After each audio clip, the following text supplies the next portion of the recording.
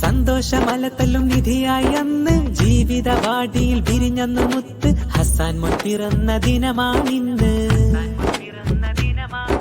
മുത്തായ തങ്ങളോരെ അറിഞ്ഞിടണം, മധുഹോതി മാനം തേടി വളർന്നിടുവാൻ. മാമയും മുനാജാത്താൽ ദുആ ചെയ്യുന്നേ, കൂട്ടുകുടുംബമെല്ലാം ആശംസ നേർന്നേ.